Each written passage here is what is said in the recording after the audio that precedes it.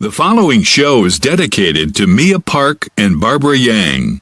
The views expressed on the following show may not be those of the hosts, guests, or WSPN Skidmore Radio.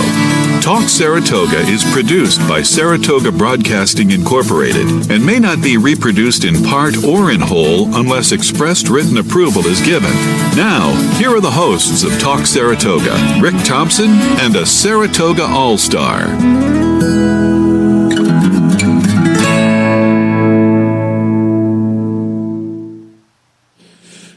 Okay, thank you for being with us this morning. I'm your host, Rick Thompson, and you're listening to Talk Saratoga on WSPN 91.1 FM, Skidmore Radio.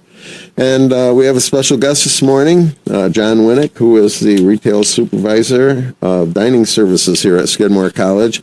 And John's been on, I think this is our fourth year in a row, to do a Thanksgiving show, and it's always fun, and we always learn something new that we can use in our preparations. So good morning, John. Good morning, Rick. Thanks for having me. Oh, hey, thanks for coming in. There was quite a night last night. When I got home, I didn't realize what time it was because I said to my wife, well, I'll be back. It's an hour show, so I'll be back. No, but it was great. It was a good one. Yeah, Skidmania.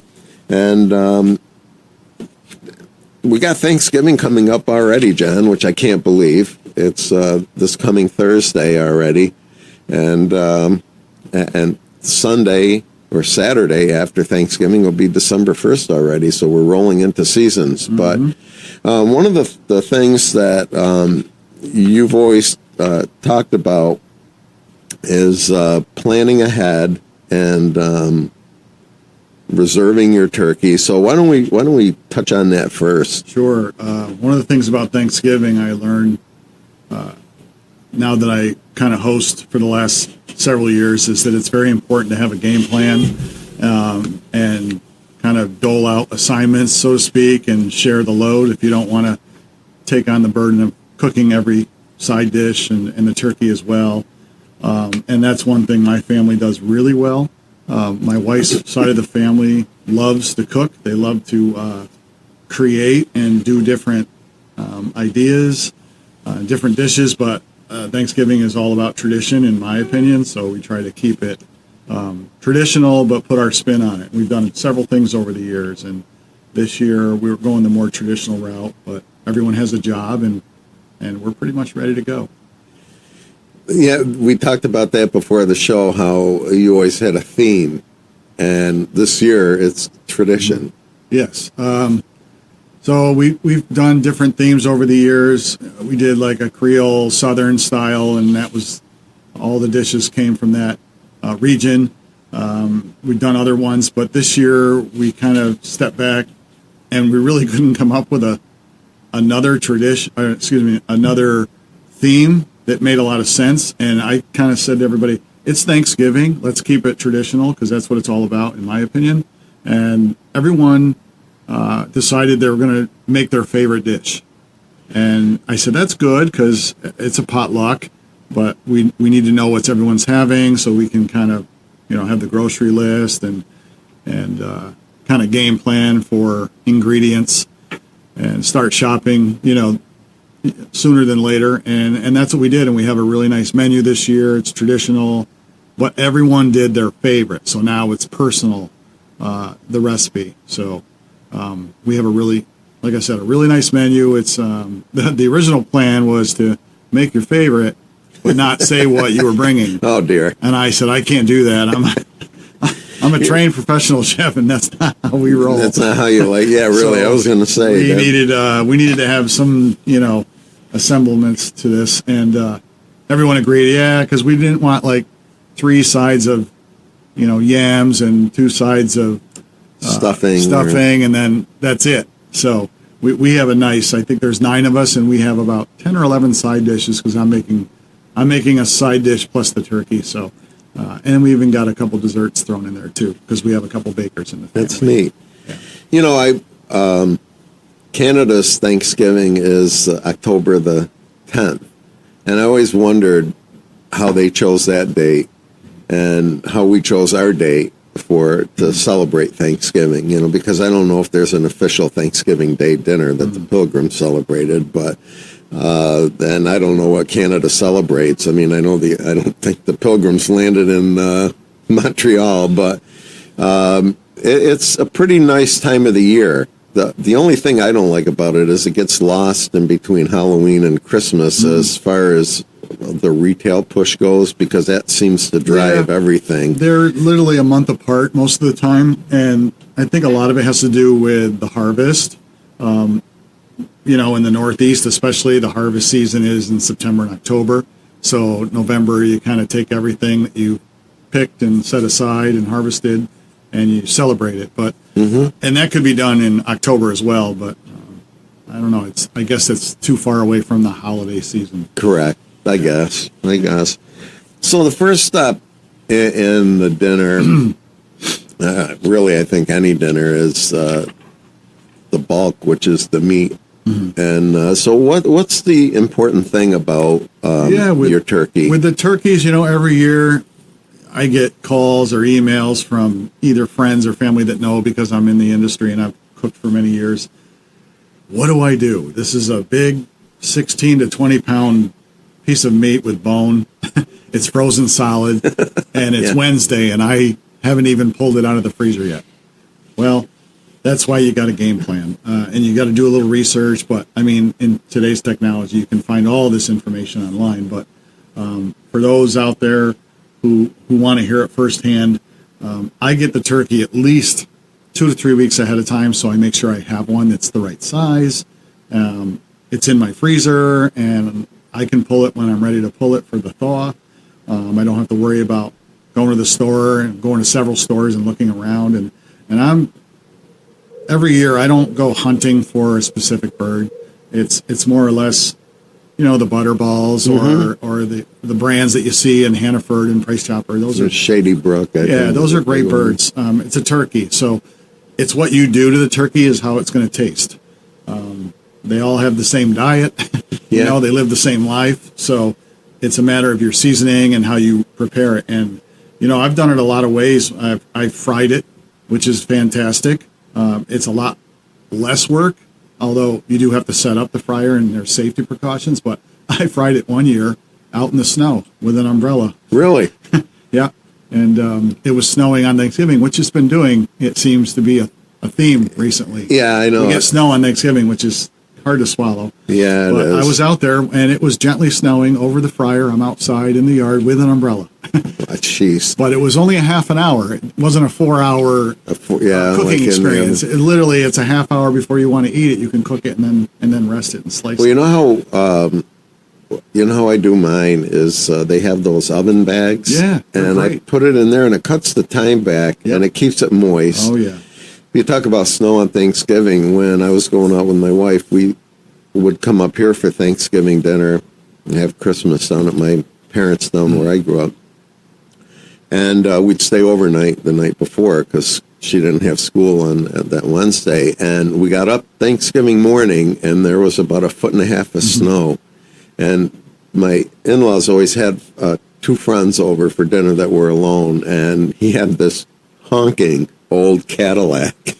He was the only car on the road that could make it. So, but you talk about snow on Thanksgiving, and But now, do you get, obviously, you get a frozen turkey? Yes. All right. Yeah. What's the difference between a frozen turkey and a fresh turkey as far as taste? Is there any difference? For me, none at all. Okay. No, I think sometimes it's just personal preference, and you don't have to.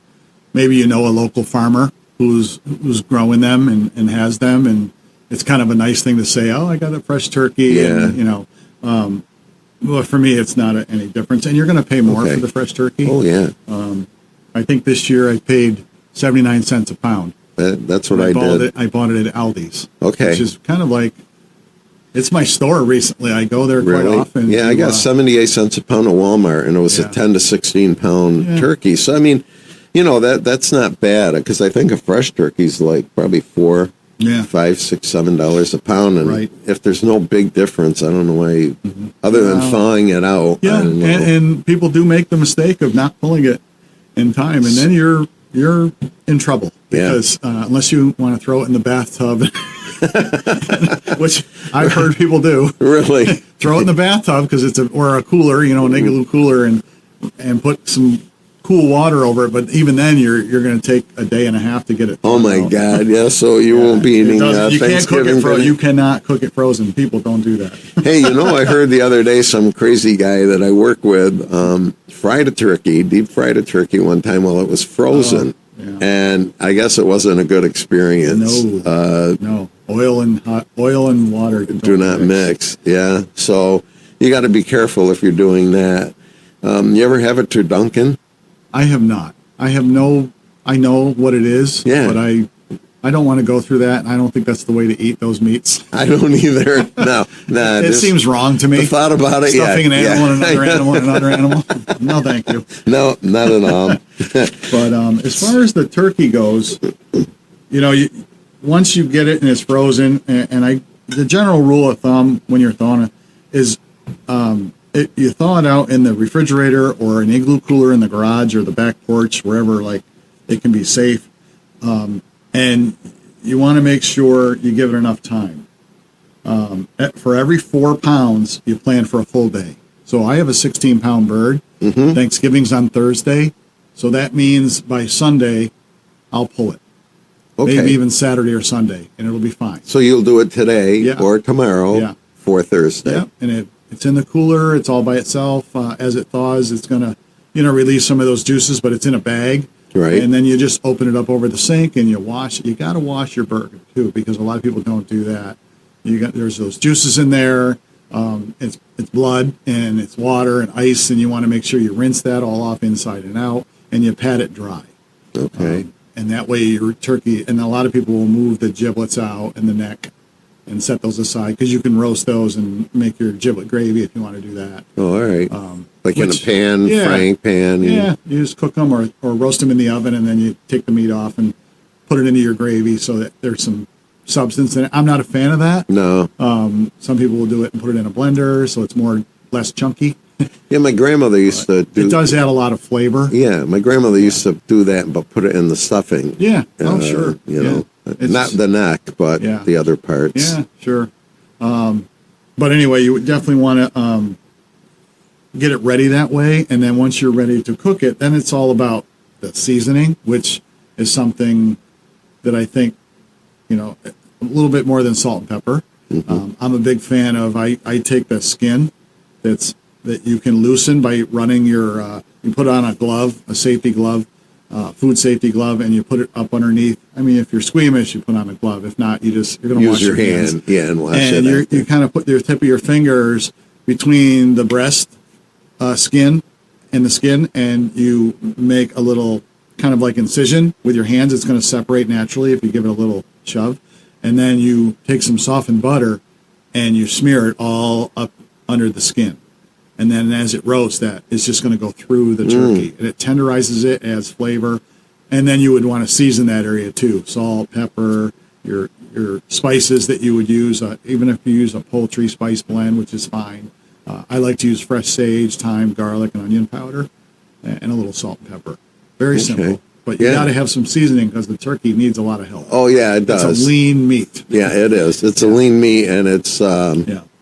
it doesn't taste like chicken, but anyway, when you do your stuffing, do you do it inside the turkey? That seems to have fallen out of favor a lot. I'm glad you said stuffing, because stuffing is only called stuffing when it's in the bird. Oh, really? That's the difference between dressing and stuffing. Okay. Believe it or not. We might have discussed this before, but a dressing is typically done up here in the Northeast, and that's a dressing. It's in a casserole dish. Right. It's bread cubes or whatever you want to throw in, and then all your seasonings, and some people put sausage in it or apples and whatever, and then it's baked. It's a dressing. And it's funny it's called a dressing because you're just dressing the table. I know. But it's still, we call it stuffing growing up. But in the South, they stuff the bird. It's more traditional to stuff the bird. Down south. But then it became a safety thing in the 80s and 90s. Yeah. People were concerned that, can you eat it? It was in a raw bird. Well, it's all cooked. And if you cook your bird to the 165 temperature and the stuffing inside is 165, you're totally safe. Yeah. Yeah. Well, it's like when I make tomato sauce. You cook it for hours, but I throw my pork chops and my meatballs and sausage in raw. Yeah. And then I just cook it in there because it gets juicy and falls apart.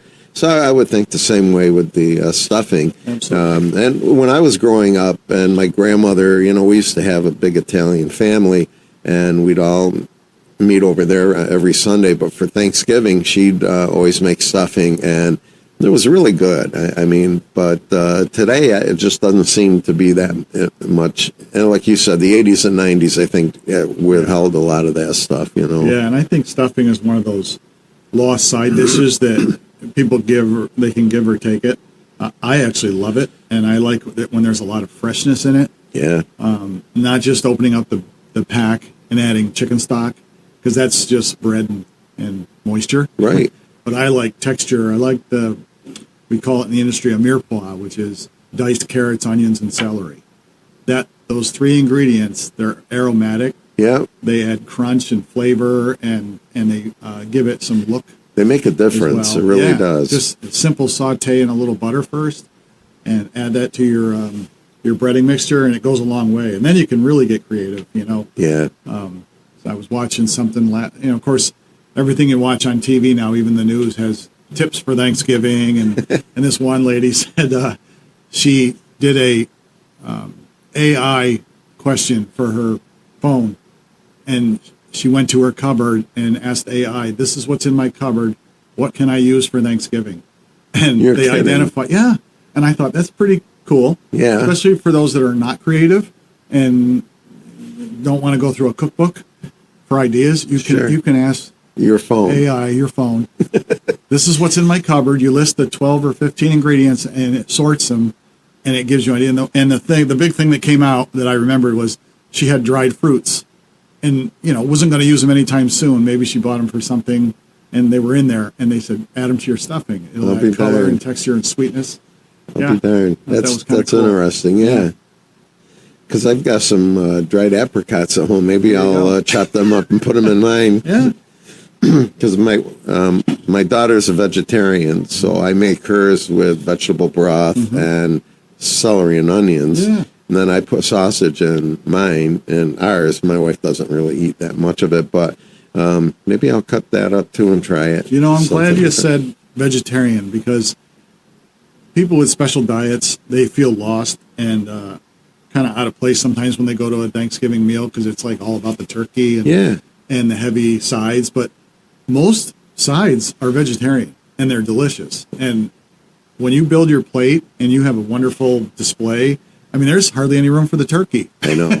No, my So daughter's really, very, she's full. Yeah, and we definitely take that into consideration when my niece comes, as she does every year. And now that she's a full-grown adult, we want to make sure she's happy. Yeah. As far and feels as the meal. welcome for Exactly. dinner. That's. I had a guy I worked with whose daughter was a vegetarian, and we got talking. I said how I make two different stuffing, dressings.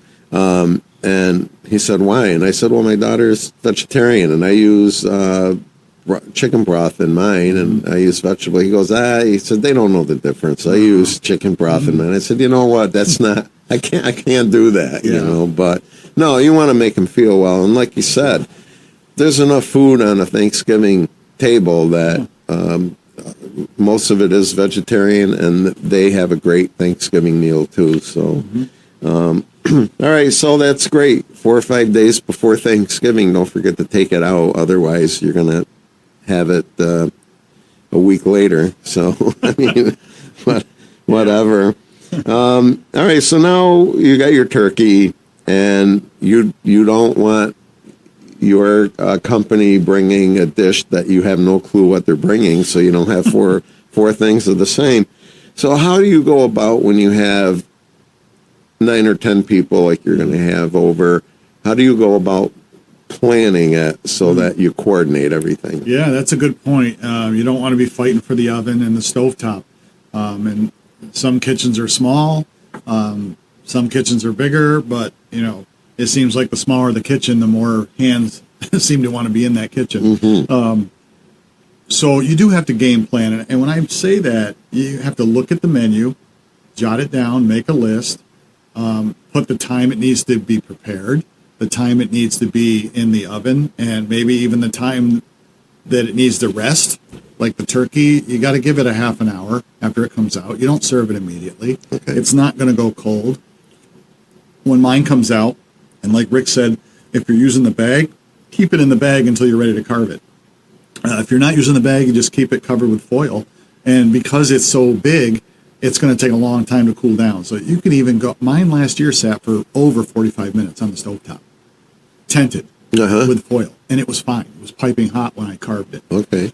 So you don't have to be in a rush, but you definitely have to use that. And I'm looking at our game plan, and we stick it right on the fridge, and we put the item, the time it's being prepared, the oven temperatures needed, and then the time it needs to cook, and the service time. And, you know, this year we're planning to eat around 5 o'clock. The turkey goes in at noon. It's coming out at 4. So that's the critical time, is that hour. You know, from 4 to 5 is getting those items in the oven. And luckily we have a double-decker oven, so we have space. Okay. All right. Which is nice. But so maybe you have to prepare certain things a day ahead, so you're just reheating.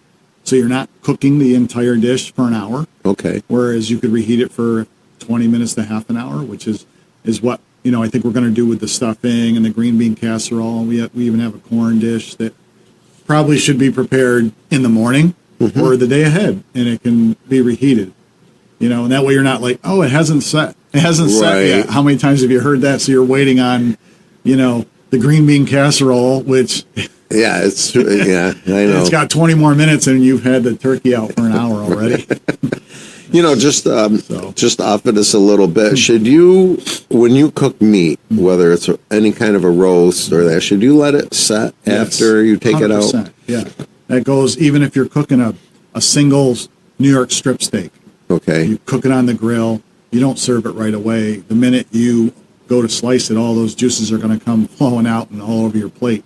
You got to give it time to let that connective tissue that's in there and the juices settle. Okay. You know, it's been cooking, it's been under stress, believe it or not, and you need to let it decompress and relax. And it's something that a lot of people don't do. And you know, you go slice anything on that cutting board, the first thing that comes out, if it's all your juice. All the good juices. Yeah, and you've just lost it. Now your meat's going to be dry when you go to slice it. You just lost everything on the plate. It needs to stay in the meat. Another thing, should you put meat in when you cook it at room temperature? Should you take it out of the refrigerator and let it set? Let it get to room temperature. That's a good point. When I was in the restaurant industry and you're cooking steaks and pork chops and even a piece of chicken or even a piece of fish, we would set it on a little plate and we'd season it, you know, salt, pepper, a little oil before it went into a hot surface, whether it was an oven or in a hot skillet, and it just lets the meat like get to temperature, the right temperature. You're not shocking it. Yeah, because then it tightens up and gets tough. Okay. Yeah. All right. That's good. Point. So I mean, that's even the turkey. Right. You know, I'm going to have that thing out and season it. It can sit on the counter for a little bit. Okay. Yeah, it's going to go in the oven and get fully cooked. Okay. Yeah. All right. Great. One of the things. Are you having your foreign student over for Thanksgiving? We are not this year. Okay. They all had alternate plans. Oh, in the past, we've definitely had some students over the house from Skidmore. Yeah, that's fun to have them see how you celebrate. Yeah, because, you know, they don't celebrate this holiday in their country. No. So it's a tradition you get to share. Yeah. Which is really kind of special. You're right. You're right. All right, so there's different ways to cook a turkey. Well, we talked about assigning different, we'll keep on that subject for a little while, assigning different tasks. Yeah. And you always say, I know you said in the past that even if somebody doesn't cook, you try and assign them a dish that's easy to give them the sense that, I mean, they are taking part in cooking the dinner. Yeah. So I think we've talked about this before, but you assign certain things. So, and one year we actually, and I'm just reading my notes here, it reminds me, one year we took all the tedious tasks and we put them in a hat. And if you pick that task, that was your job. Peel potatoes. Okay. It's a task. You're not cooking, but you're helping. Yeah. And to me, every chef has cooks under him, and you need those cooks to do the prep. Otherwise you're doing everything. And if you're in the kitchen and you're peeling potatoes, you're part of the whole process. But peeling the potatoes, snipping the beans if you're using fresh beans, helping prep any of those items, putting a salad together. It's not hard. You put it all on the counter and say, here you go, and put this together. It might involve a little chopping and dicing. And you're technically not cooking at the stove, but you're in the kitchen assisting. You're part of the process. Part of that dinner. I know that sometimes even helping bake, someone is the lead and maybe the other person is gathering the ingredients and helping mix, but getting everyone involved. And that's only if they want to. Don't force them. Right. But the thing too is if you try and do everything yourself, the more you try to do yourself, the more problems you could have. Oh my gosh, this is overboiling. Or, oh my gosh, this is... Then you're left holding the bag, doing everything, and you're missing out on the actual reason why it's Thanksgiving. Everyone's gathered together, and celebrate, and be together, and you're out in the kitchen slaving away, and everyone's watching football in the next room. That's right. Or the parade. No, I'm bouncing around a lot, but okay. How important is it to, like my wife always a week or two before, maybe a week and a half before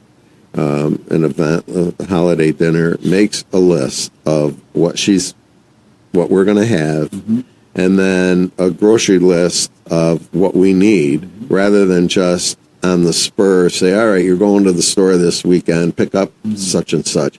It's important to make a list ahead of time, isn't it? Yeah, you make a list, you take an inventory of what you have so you're not overbuying.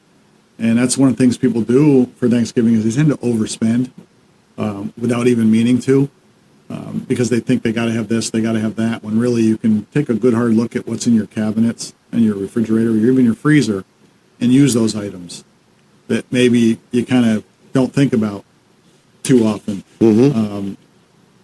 Like maybe you went strawberry picking back in July and you froze some. Well, now's the time to pull them out and maybe make a strawberry dessert instead of buying a pumpkin pie. Yeah. And do something creative with what you have in the freezer. But yeah, we make a list every year. Like I said, we divide it up, but then we still make a master list. And since we're the hosts, we let people know what we have. So maybe they don't go out and buy, pecans. Yeah. Maybe we have them. Right. Or, my son loves to do charcuterie.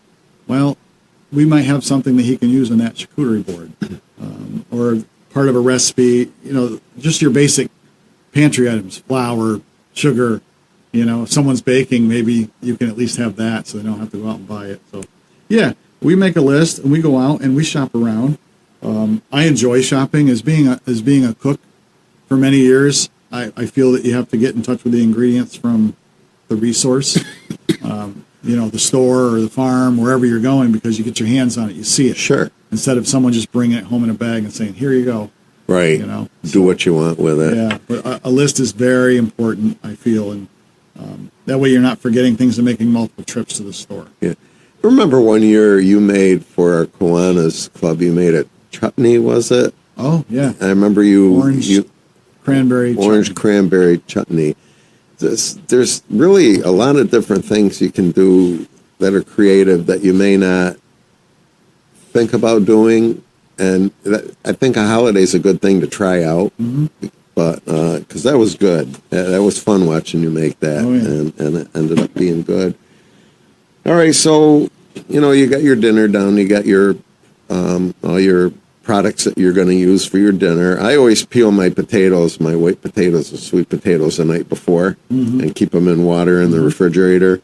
Just, it's one less thing I have to do. Like you said, we don't have a large kitchen, and so I get a lot of that stuff. I make the dressing the night before, the two, I must say, I'll be busier on Wednesday than I will be on Thursday. Yeah. Just so my Thursday's more casual and I can enjoy everyone's company. Okay. Wednesday, you got all day Wednesday to get things done. Exactly. As long as you're not working, and I'm lucky enough to not be working this year. Yeah. So I'll be, toiling away in the kitchen, but at my own pace and, I can do it in the evening or in the morning. Right. As we do have some people coming over on Wednesday, but this year we're going to try and get out and see my mother who's in Amsterdam. So we want to, that's part of the day too. So, Yeah. because Thanksgiving really is all about family and including everybody. And, this year my mother won't be with us at the house. She's in a nursing home. So we're going to go have a little preliminary Thanksgiving with her. So that's part of the day. So, Yeah, that's good. There's a lot to do and there's not a lot of time to do it in. Right, but it's good to spread it out the day before Sure. rather than Thanksgiving Yeah. Day. You don't want to be bouncing around all over the place. All right, so cleaning the turkey is important. As you said, make sure you wash it inside and out. And whatever you do with this package inside, whether you use it or you just throw it away. I know people that cook it and feed it to their dogs or the cats, whatever. So you do all that. You've brined a turkey before, Yes. correct? Yeah, and I think it's kind of important. Once, like I said before, turkeys need a lot of help. Lean meats need a lot of help, and a brine is the simple way to do it. And a brine really is a mixture of salt and water, and that can be as simple as you want it to be, and it does the job. And when you make a brine, you take the 8 parts of water and the 1 part of salt. You boil it on the stove. It literally takes 10 minutes, 15 tops. You turn it off, you cool it down, and then when it's cool enough, you pour it over the meat, and you submerge it for a certain amount of time based on the weight of the meat, of the turkey in this case. So I brine it, and people notice the difference. I mean, you will see a much more tender product. The flavor's there. This year, I'm putting apple cider as our liquid. Mm-hmm. So it'll be sweet and have the apple flavor.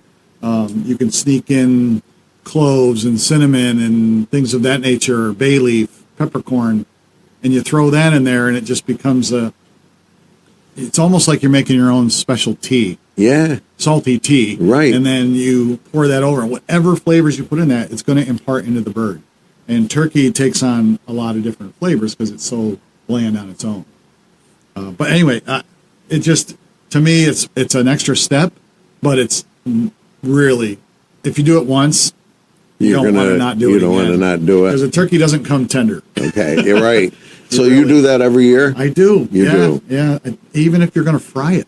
Okay. You do it. And it just lends itself to a way more tender bird. It's juicy, tender, and it's just the reaction that the salt has. It draws out a lot of the, flavors. Puts a lot. Yeah. Yeah. Now, do you do that the morning of or the day before? No. So to brine it, you want to definitely, like I said, it's 8 cups of water to 1 cup of salt for about a 14 to 16 pound bird. That'll give you enough volume of liquid to pour over it. And of course you need the space, a big pot or a cooler. I do mine in a cooler in the garage and just cover it with a lid. Oh, all right. This time of year, the garage is just like a refrigerator. Yeah.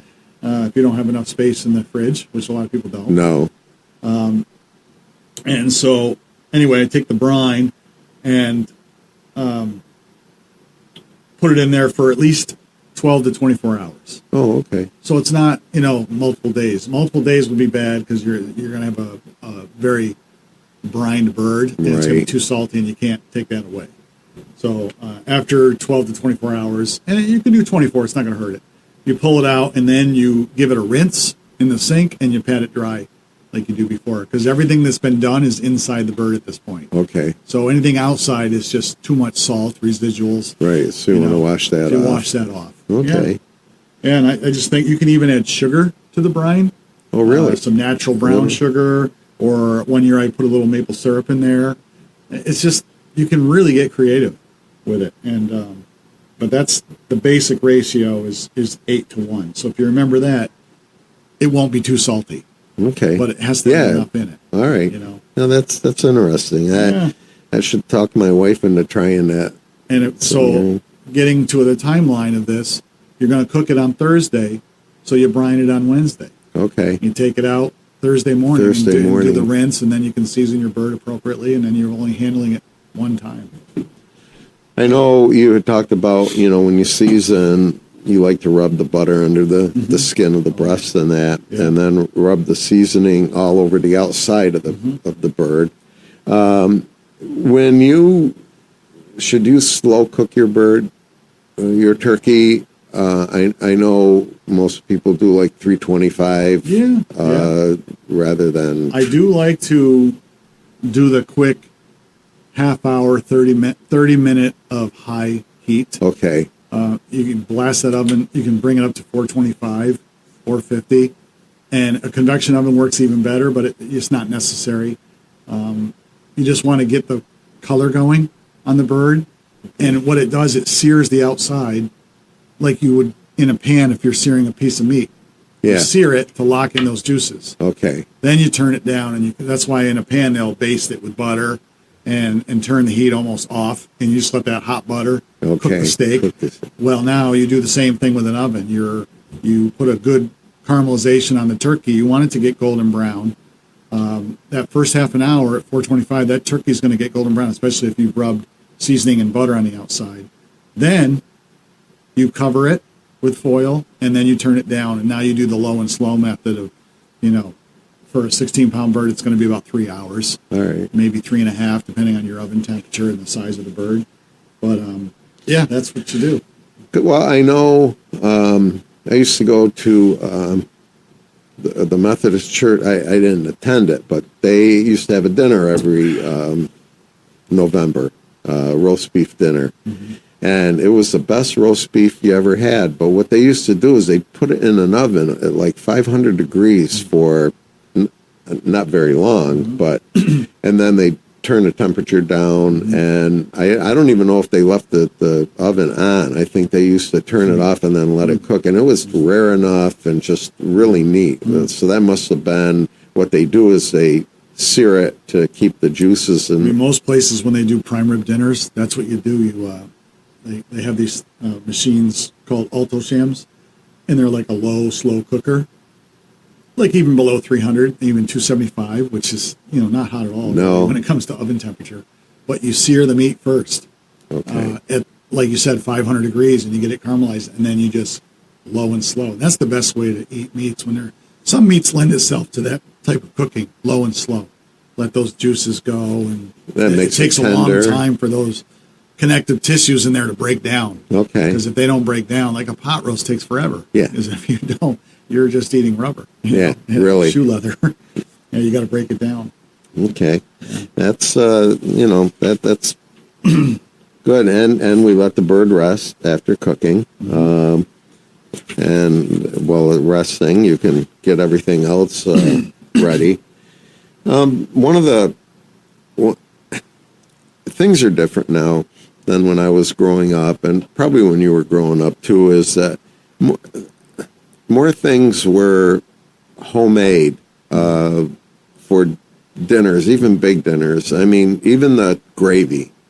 You didn't go out and get packaged gravy. You used to make, or a jar. You used to make the gravy in the pan and add a little flour to thicken it up, and it had all those juices and everything in it. Yeah. Today, people, I am in that way. I use McCormick turkey gravy. You open the package, it's a cup of water, you stir it up, if you want to make 2 or 3 packages. Right.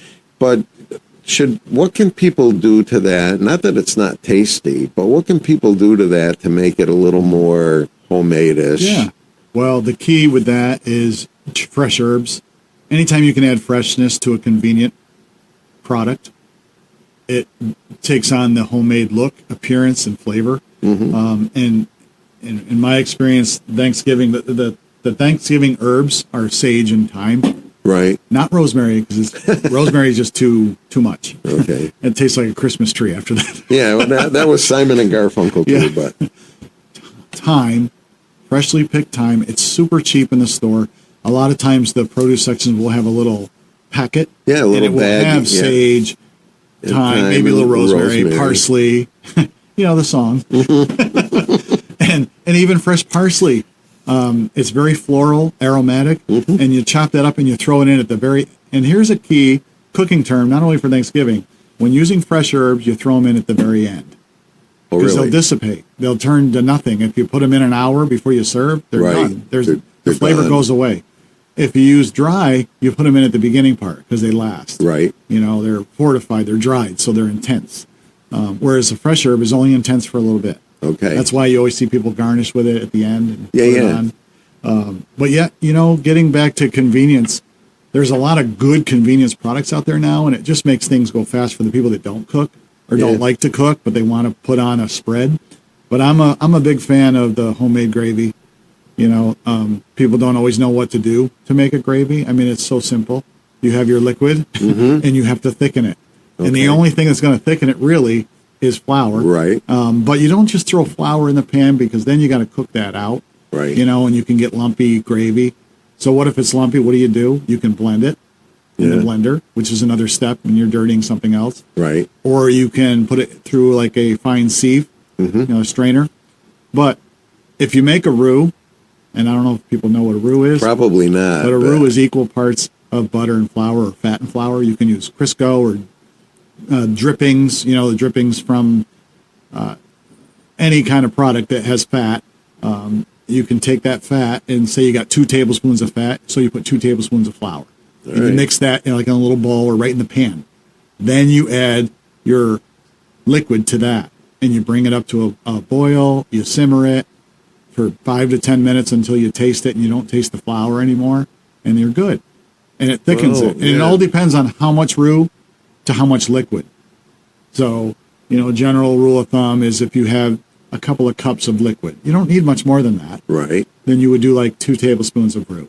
Okay. Okay. If you do more than that, it's going to be very like paste, Okay. Like pasty. Yeah. gluey, you know, and it's hard to Right. cook the roux out of that little bit of liquid. All right. Yeah. So the liquid can be like the Stock. juices of the, Or the juices from the pan. or Yeah. like what am I? Broth. Yeah, It can be absolutely. broth. Yeah, you can take that canned broth or that packaged boxed broth, Right. and thicken that up, and you got gravy. I'll be darned. Yeah, I mean, you get really creative and saute some vegetables first, like that onion, carrot, celery I told Yeah, you yeah, about, and then right. strain it out. But you don't really need to do that because those ingredients have already been added Yeah. to most of those products. Sure. Yeah, That's interesting. yeah. I mean, I mean, a good gravy makes Thanksgiving. oh my gosh, it does. A bad one can ruin it. Well, yeah, I mean, I'm thinking back to my grandmother was a great cook, and she didn't even need a recipe. Yeah.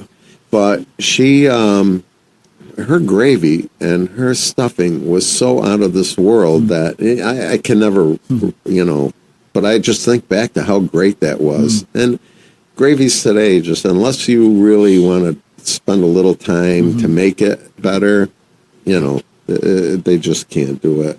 But you can get the packets of gravy in any store.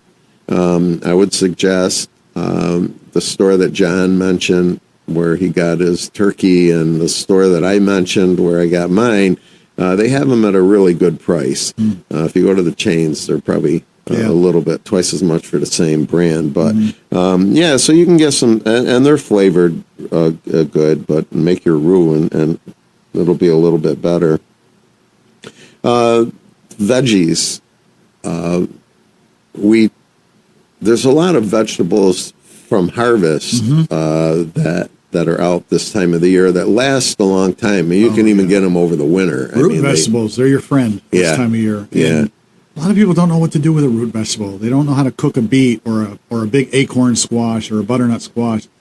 They look like these huge pieces of produce in a store, and they're pretty, and they're not just decorative. Right, that's what people They're actually think. Oh my delicious. God, yeah. And they don't really need a lot of seasoning because they're really good on their own. A little salt and pepper and butter goes a long way, or olive oil. But butternut squash, you know, it's not in our menu this year, but it has been in the past. Whether you mash them or, you know, whip them up so they're fluffy, or you roast them into cubes so they're tender. And, you know, the big thing is you just got to get through the hard exterior. Yeah. Roasted. But a lot of times you can just cut those things in half, scoop out the seeds, and roast them whole, and then scoop it out. Right. And then you're not peeling these thick, you know, butternut squash layers or an acorn. Acorn, you don't peel it anyway.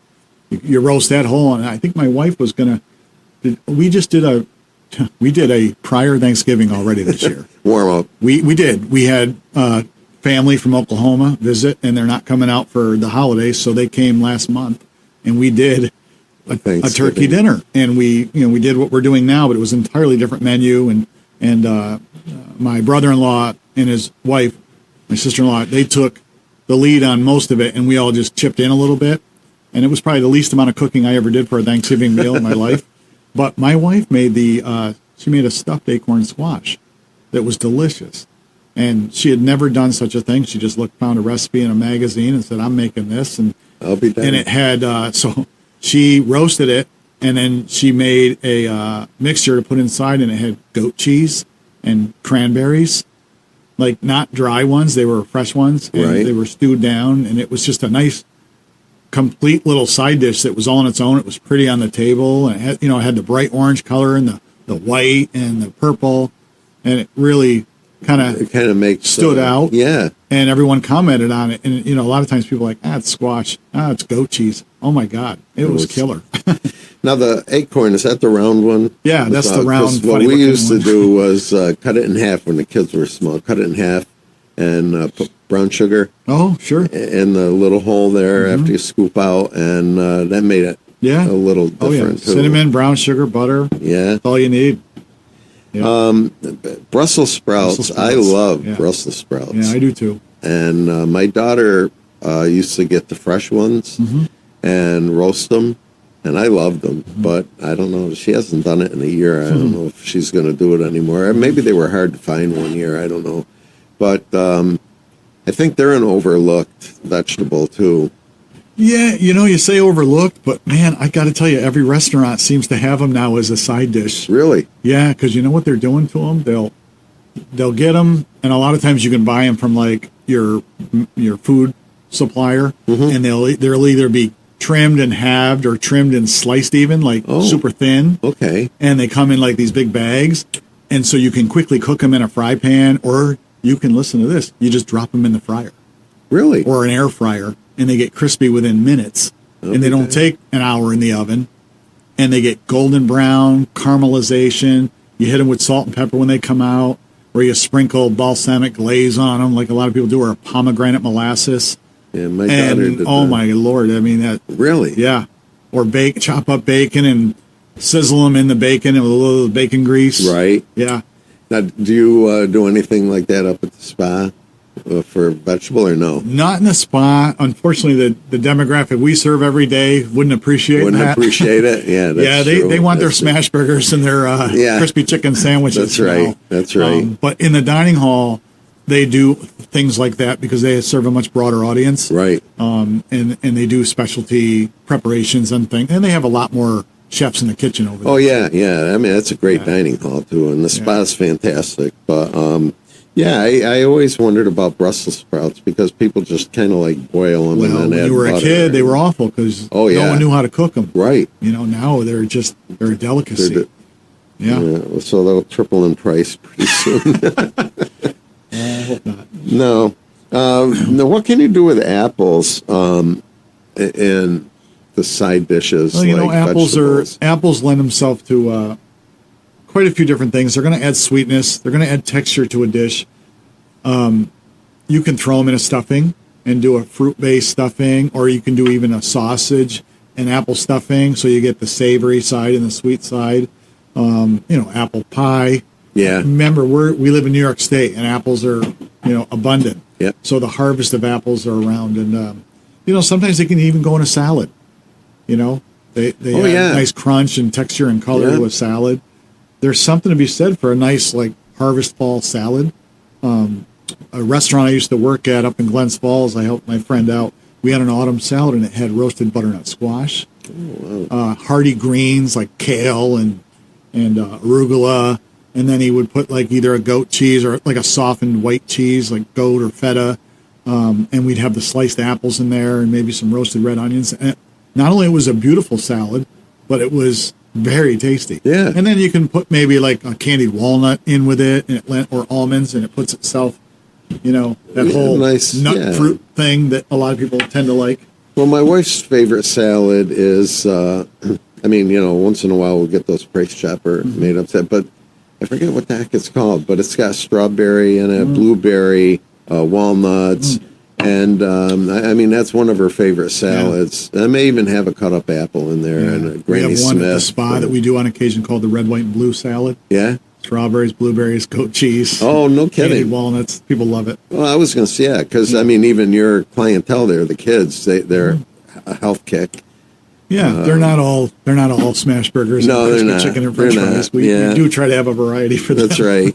Probably especially the girls, they like to watch what they eat, and the guys will wolf down anything. Well, that one of the things that after the dinner is desserts, and I know you always had. One of the other things I wanted to talk to you about the dinner, oysters. Oh yeah. Now, do you have them whole, or do you cut them up into? That depends. See, my brother-in-law lives in Cape. Okay. So he will go to his favorite seaside shanty, Right. where he will go and buy fresh oysters, or he will buy the shucked ones that come in the brine. Okay. I think it just depends on price and availability and what they have when he goes, but he tends to do both. Okay. We do get the fresh, and I've helped him shuck them, and then he prepares. But if you're doing a casserole, I wouldn't use fresh. Fresh oysters primarily are for, like, if you're just going to Eat them on eat half them shell. on the half shell and enjoy them right then and there. But if you're putting, like he makes this casserole, it's going to be hot anyway. So you can buy those, they call them those selects, and they're already shucked, and they come in a brine, and they can be fresh in a brine. They can even be not frozen, but they're prepackaged. Okay. So they're pasteurized, so they're shelf stable almost.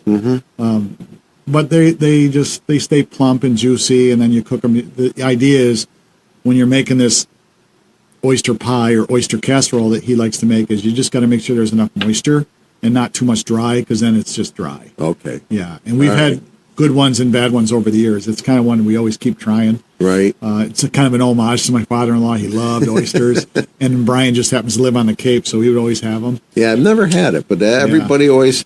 Well, not everybody, but I know like some of the stores, the grocery stores will have a bucket, and people will go in and say, I want a quarter pound or half pound of oysters, and they take it. And I always wondered what it tasted like. Yeah, they taste just like the stuff off the shelf. They really do. Yeah.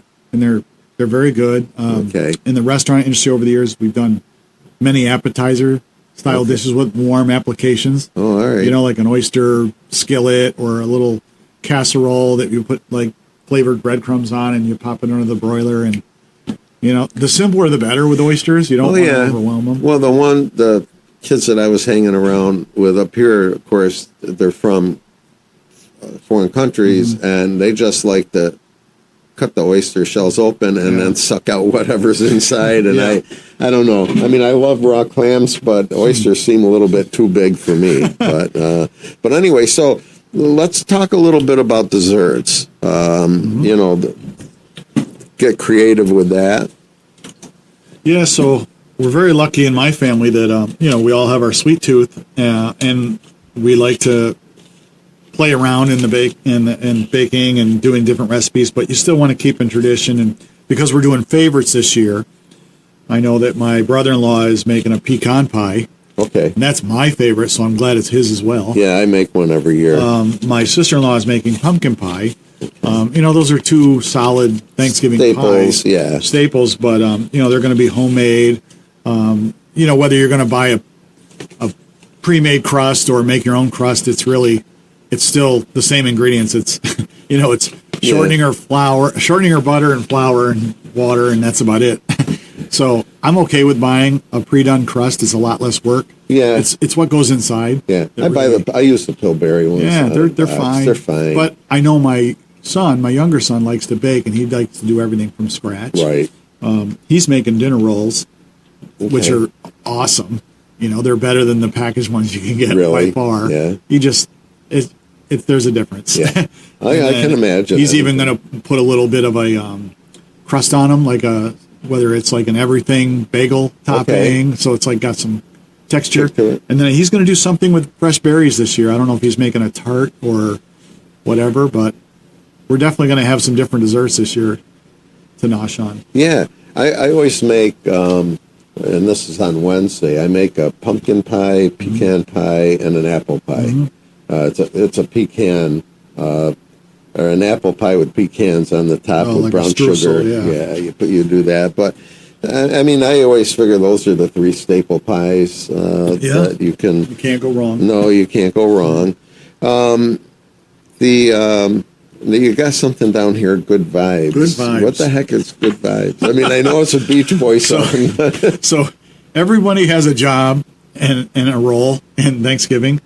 And my niece, who does cook, she's got to work right up until the 19th hour. So her and her mother are going to be coming to the house maybe an hour or two before dinner. So there's not a lot of time to create and get in the kitchen. So she said, I'll bring Good Vibes this year. And I'm like, well, okay, we're writing that down. Oh, all right. You better bring good vibes. So that's on the menu list, Good Vibes. That's pretty neat. Yeah. We have a couple minutes left before Homer comes in.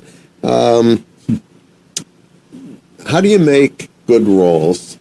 What's your son's secret for making good rolls? Well, first of all, you got to give yourself time because they have to proof twice. So you make the dough, and then you have the dough in the bowl, and then it has to proof or rise. That's rising in a warm environment. Okay. You cover it with a towel. You put it up near the oven or on top of the refrigerator where the warm air of the house is in about an hour, and it has to double. Then you punch it down, and then you shape out your rolls, and you got to let them rise again. Okay. And that allows the yeast to do its job and rise and make them fluffy, and then you bake them. So then when you cook them, when you bake them, they get the exterior brown, golden brown deliciousness on the outside. Sure. Inside is pillowy and light and fluffy. Now, does he do this the day before or that day? He'll do it that day. He'll come over on Thursday and he'll be baking. He'll be doing that while the parade's on. And then don't forget the dog show because that's tradition too. Oh yeah, we do that. We have 2 dogs, so we root for the dogs. You do. we kind of throw $1 in and you pick one of the breeds to win. We're gamblers too, so yeah, I know. Well, hey, America's pastime. Exactly. Well, hey, listen, John, I appreciate you coming in. Yeah. This is always a highlight of the year for me, doing this show, and I wish we had time to do one at Christmas, but it's always fun to do. Yeah, it was my pleasure. I hope we got something out of it. Okay. Oh yeah, right. We do every year. Always right. get something out of it. All right. Well, thanks again. All right. Thank you. Happy Thanksgiving. Same to you.